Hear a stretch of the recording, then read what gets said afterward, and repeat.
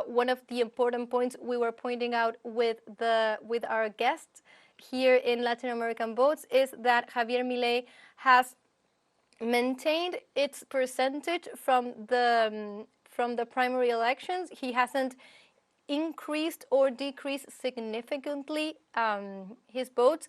It begs to question, now heading to a runoff, if that is his roof or his ceiling, if he has more room to grow. He will be facing Union Coalition Sergio Massa on November 19th, and we're going to see if that 30% of the Argentine society that is in the primary elections and now in the first round of presidential elections choosing to vote for ultra-libertarian Javier Milei, if that is all the percentage in Argentina that is going to choose this candidate, or if there are still more votes willing to choose this disruptive path. Let's remember that Javier Milei is practically a newcomer to politics, even though he's holding office right now for the city of Buenos Aires and as a national lawmaker.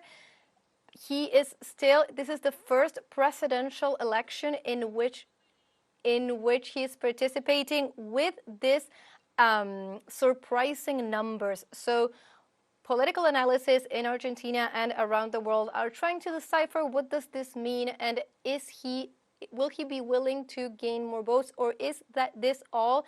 And actually his outrageous takes on anti-democratic principles, going against the human rights movement, talking about burning the central bank, going against key Argentine figures like the Pope, for example, if this has actually brought him to a ceiling. We will see this in the upcoming weeks while we head to the runoff on November 19. We are welcoming now our new guest, Elias Bertolotto. He is a political scientist, and he is joining us on Latin American Votes to continue analyzing these elections and these results. Welcome, Elias. How are you? Hi. Thanks for having me here. It's good to speak about these topics in the landscape and political landscape of Argentina, in which we are seeing right now some kind of turmoil about the votes of the candidate Javier Milei, which is, as you said before, an outsider in the political realm of Argentina. We have like a new competition. We have now 3 parties that will compete and confront and negotiate between them, in which, in a way, we will have we won't have before this time. We have Massa with the Peronists, we have Milei with the Liberty Advance, and we have Cambiemos, which is Together for the Change. These 3 parties are in some aspects close together in some of the voters, but ideologically speaking, they are most separate between them. So there is a lot of conflict. There will be one government and the opposition. There will be a free front conflict between these 3 parties. Something that people and the news don't talk too much about is about the other 2 candidates. Elias, I'm sorry, I need to interrupt you. We'll come back to you, but we're going to listen to Together for Change, Patricia Bullrich, who is speaking right now. So let's listen to her and we'll come back.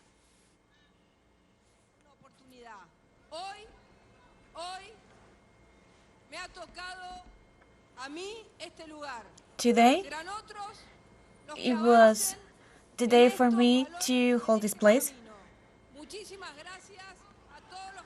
I would also like to thank to everyone who supported me and the party throughout this process.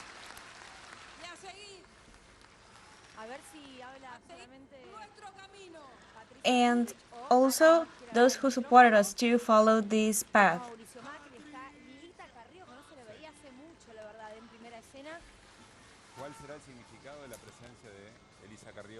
este escenario serán otros los que continúen, dijo Patricia Bullrich. Vamos al cambio, dijo. A ver, ¿qué significa? ¿Eso es tan literal como suena? Abrimos, o no, abrimos no sé la quién pregunta. quiere agarrar la pregunta. Vamos al cambio es, ¿vamos a Milei? Bueno, yo creo que esta fue la última foto de familia de Juntos por el Cambio. Ah, mira que como lo vemos. Imagen interesante. We are looking at images of Together for Change headquarters.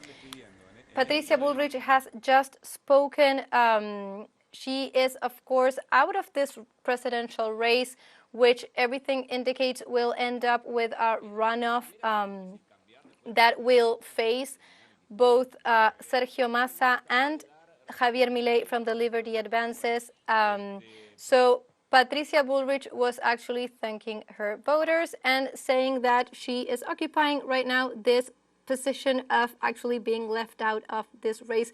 This was within the expected turn of events in previous political analysis, although, of course, as we have seen in previous elections, nothing was given for granted. We actually didn't know because we have had a lot of error room in the last polls, so we didn't know if this was finally going to happen. As expected, in this case, Patricia Bullrich is out of the race. We were talking with Elias Bertolotto, who is joining us. Elias, how do you see the vote of Together for Change directing itself now that we go into a runoff? Do you see it closer to Javier Milei? The tendencies, political tendencies and ideologies would place it closer to Javier Milei, but maybe there are other things to consider. Maybe the traditional conservative votes, it's not very keen on voting for the outrageous proposals of Javier Milei. So how do you see this scenario developing? Well, we can think about in the terms of strategic votes, in which the people, the individual, want to vote for somebody, but like in this case, as you said, Patricia Bullrich is not longer in the race. So they must choose the second option or the one which is the least, the best or the least worst that the other option. Many people maybe will vote for Milei in opposition to Massa, or they will vote for Milei because they will see the change that Cambiemos couldn't provide. Milei will be the way to provide it. Maybe an extreme way, one could say, but it's an interpretation that one can make. And other people might say, well, Milei maybe it's too much. I don't want that kind of change. I will vote for the continuous of the Peronists and will vote for Massa.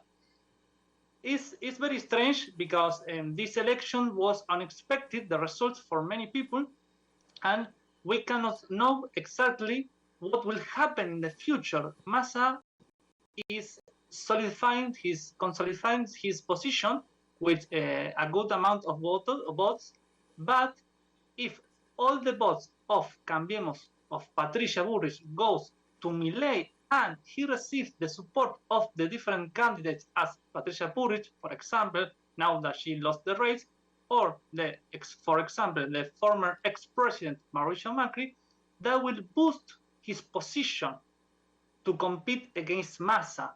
These things will be looked upon in the future until the ballotage, the second round. And what we have here now are the most two extremes, because if it were to be Bullrich versus, there was some ideological approximation, so maybe one over the other, but here will be very divided, and this is something that we must have in mind. The strategic vote of the people can be predictable or can be unpredictable, because people will vote for the things that they want or the things that they don't want to happen. And we must take this in account. Exactly, and you were mentioning Mauricio Macri and his possible support of Javier Milei, and actually there was some room of speculation weeks after the primaries because Mauricio Macri made a lot of statements that were, so to say, in favor of Javier Milei. This brought about a lot of questionings within Together for Change. Patricia Bullrich was apparently and outspokenly in the media angry at Mauricio Macri for not showing his complete support to his own candidate, the candidate of his space. So, and I was just receiving the news, we would need to confirm that, but Mauricio Macri was apparently not present at the speech Patricia Bullrich just gave, at least not on the stage, which is also very significant thing to keep in mind. And maybe it will, it anticipates a possible, as you were saying, the possibility that Mauricio Macri will be supporting, backing Javier Milei as his candidate, also trying to position himself in this race, right? So this could impact. I don't know what's your opinion on this? Well, in the past, Milei tried to get close to Mauricio Macri and to Patricia Bullrich. And there was a time when Javier Milei himself said that he wanted to have Patricia Bullrich as his candidate to presidency, but Patricia Bullrich declined. Now, this won't happen, obviously, but there was that approximation in the past. And more close to the present, Milei offered Macri a position in his new government if he wins. So we have, from one side, there already were talks about getting closer to the Cambiemos space, or more specifically, to each of the candidates of the individuals of importance.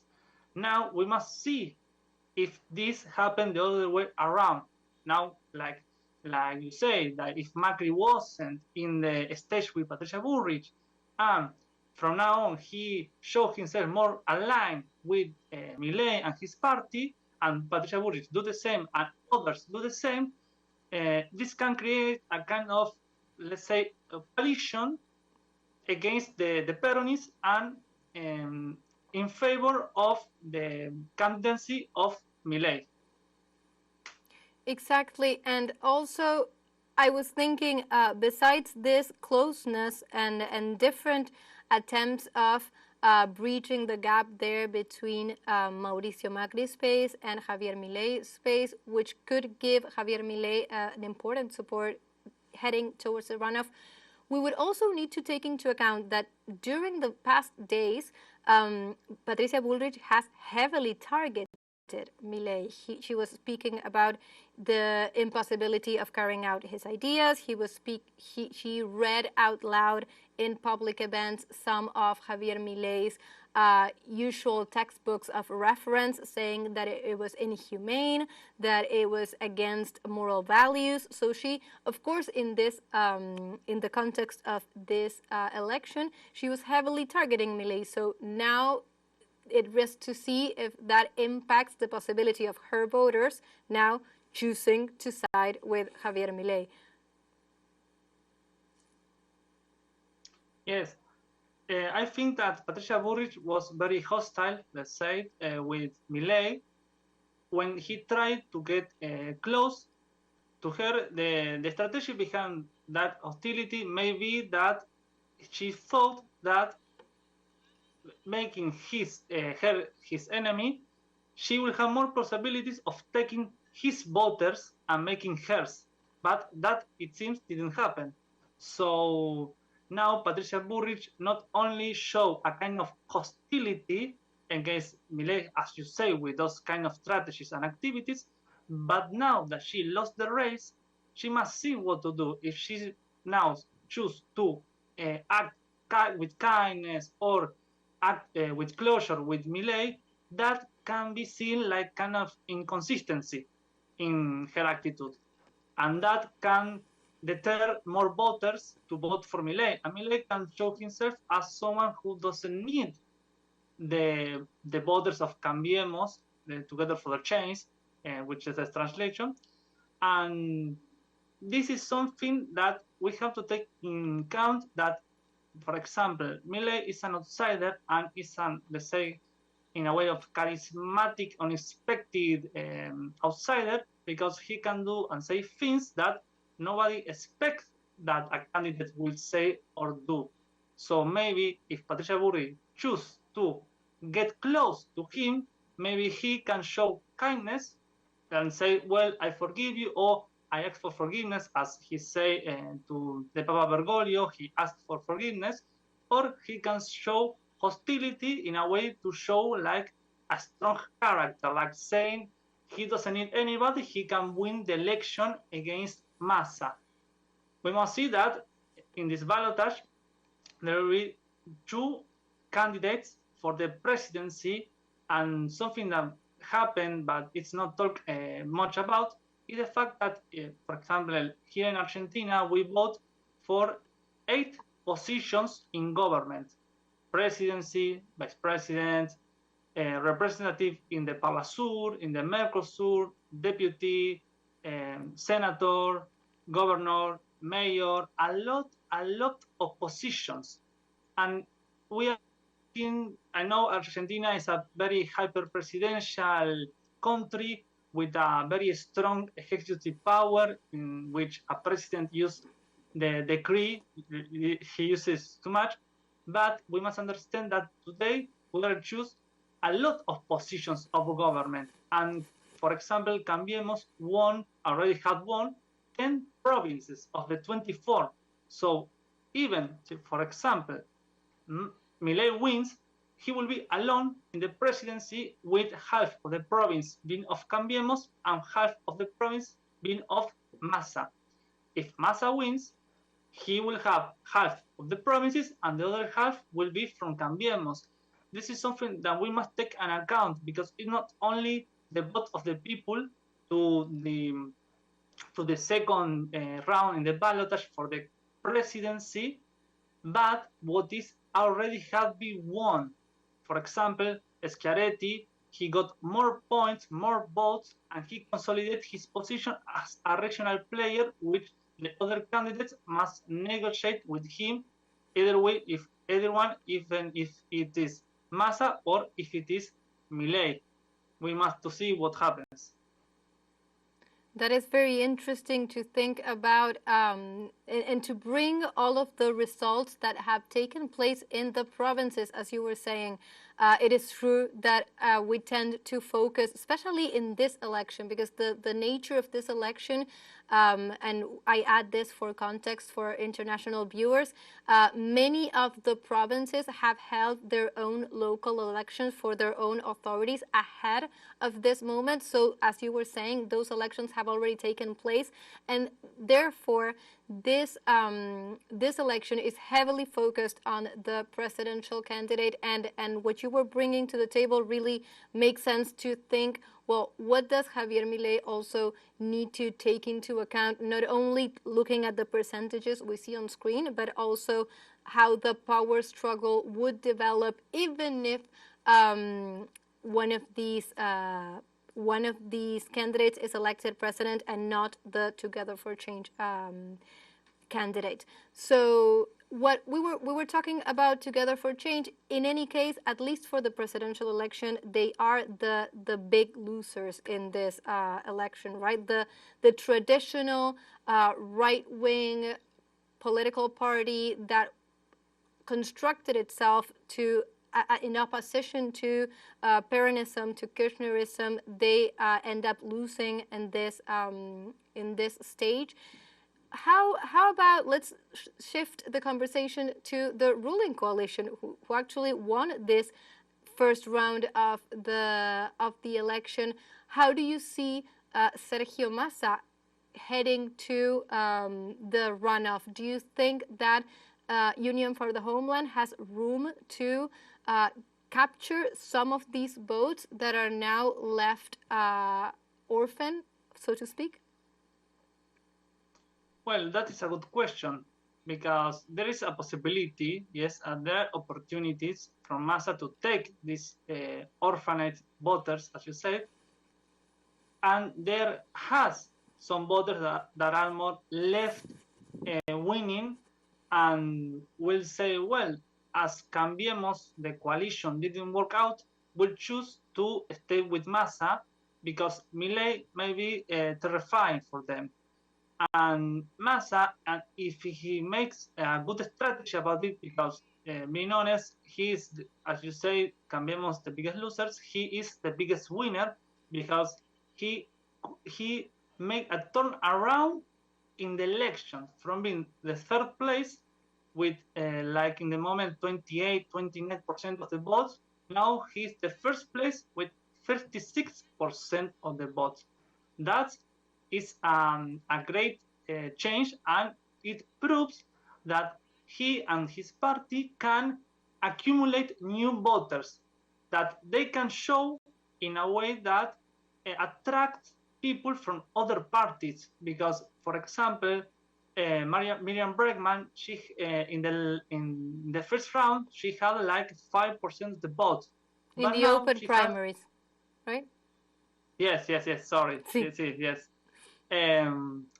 Yes, here in the PASO, which are the primary and open, simultaneously and mandatory, which are the PASO, is like kind of preview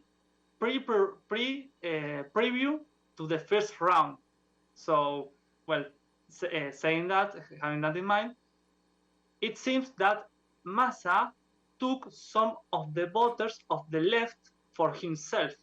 And if he can repeat that strategy to the other parties, right now that is only he against Milei, which is a possibility, he can take them and he will make use of them. We must see how he will make it. Exactly, and we were talking about the possibility of Axel Kicillov's victory, which was again one of the biggest winners, if not the winner in this election.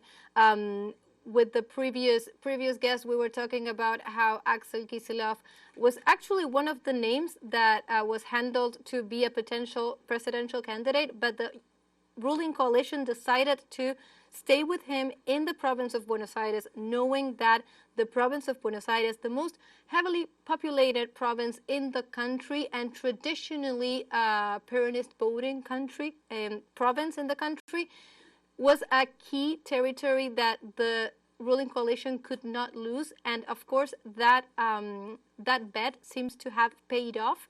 Axel Kicillof, we were hearing to him a couple of minutes ago. He was, well, of course, noting that he won by almost 20 points of difference.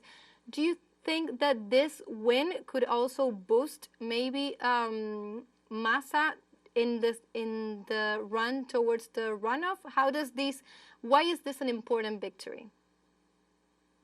Well, that's an important victory, not only because he gained 45%, almost half of the votes, but not only that, if not that, he will accumulate those votes for himself, for Massa, and talking about the strategic votes of the people that have seen that, okay, Kicillof can win the province, so we must choose him, and for extension, we will choose Massa, because if Kicillof gets so many votes in comparison in the national with Massa, it means that he has support, and Buenos Aires is a province of 13 million people, which is a lot, and for that reason, there's many candidacies that try to win the province of Buenos Aires first, and later the rest of the country. So they promise infrastructure, policies, all kind of social programs or support to gain the trust and the approval of the people. And from this point on, that the people have seen that, okay, Massa and Kicillof are winning, that can be in a way of kinetic energy on which more people will get on board his train to the victory, to the candidacy of the presidency of Argentina. Exactly, and I was thinking first that Axel Kicillof talked about this. He said in his speech that the campaign actually continues tomorrow, especially in the province of Buenos Aires, probably making reference to what you were pointing out, the possibility of still carrying more votes, of those votes who voted for Kicillof as governor, but maybe not to the presidential candidate, and can still be carried in the national project. So he targeted all of these key points: national production, infrastructure, public education. So that is something to definitely keep an eye on. And another important character in the Argentine politics, who has played an interesting, so to speak, a different role in this election, and that Axel Kicillof mentioned, was also Cristina Fernández de Kirchner. This is the first presidential election in Argentina in which Cristina Fernández de Kirchner does not have, so to speak, a central role, not only because she's not in a candidate, but also she hasn't made too much public appearances. She hasn't been on the public eye, on the public spotlight. How do you read this this strategy of Cristina Fernández de Kirchner? Do you think that it has an impact on the way the votes went? There was some talk of maybe a strategy in which now new faces, new candidates should take the stand, take the lead. This was a very particular campaign for Union for the Homeland, in which Massa was a central figure and was not outshadowed by neither Cristina nor the president, Alberto Fernandez, also for other reasons, maybe outside of the public eye. How do you see this this political figure in this stage? Well, in the case of Cristina Fernández de Kirchner, I don't know her own motivations, her personal interests and motivations, but we can see that as the vice, because we must remember she's the vice president of Argentina, the actual vice president and former president, and Alberto Fernandez being the actual president of Argentina, they step aside to give Massa more space and spotlight to bright. So this was an opportunity that helped Massa, as you say, to create a new image, a new face for the Peronists and for the candidacy. And Cristina Fernandez, if I am right, she wasn't even in the stage. She's right now in Rio Negro, which is a province in Argentina, in the south of the country. And so she left him the spotlight for him to use and to see what he can do with it. The motivations, I don't know, but the strategy had worked because Massa used it and had already won the first round of election. We must remember always this. It's like in the PASO, when Milei won, it was the victory of Las PASO, not of the election. And this is the victory of the first round. Now it comes the ballotage. And that is the true election where all is defined. I think that the fact that Alberto Fernandez and Cristina Fernandez left the public opinion, the public eye, and Massa took more authorities and more responsibilities, were like a preview of what he's going to do. Because not many candidates for presidency can or have the opportunity to be in a kind of position of power for 1 year prior elections to prove what they are, what they say, and what they can do. That, I think, was something that helped him a lot in this election. And it is a strange position, or at least it is something to point out that, as you were saying, I actually share that view that Sergio Massa used his position as Minister of Economy very strategically, in the sense, we discussed this when we were seeing one of the presidential debates. He kept coming back to his proposals. He campaigned while doing, well, his form of campaign had to do with announcing different proposals targeting different sectors of society, trying to contrast the effects of the high inflation, the effects of the conditions put by the International Monetary Fund, and it seems to have paid off. It seems to have the strategic may have been to show himself as a doer, someone who was actually worried and working for the country. This is something that his campaign has really stressed, really underscored, showing him always occupied, always in labor, not campaigning as a shallow, just giving speeches, but actually delivering. But it's still surprising to be saying at this point that his position as Minister of Economy actually helped him, given the tight, very tough economic situation. Beforehand, before we came to this position, the most common idea, and we still need to see what happens in the runoff, but the most common idea would have been to think that being Minister of Economy of a very economically challenged country as Argentina is at this time, should have been something harmful for his campaign. But he turned this around, right? Yes, yes. And he, in theory, in many scholarly debates about this topic in the re-election of first election of presidencies, there's a debate about if a government that has like an economic turmoil in the society, and the society is like anger about the economic administration, it tends to not be a re-election or be elected. But here, he engaged all kind of review. He was able to win and turn around the elections.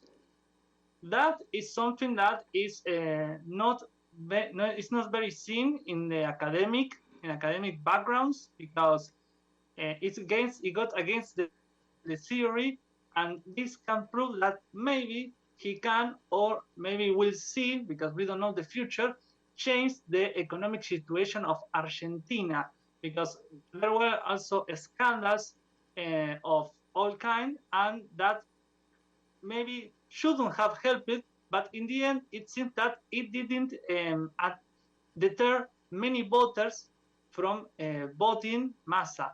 And that can be something that he has proved to be a person with good oratory, a good debating, because he can keep himself calm. And maybe the Argentine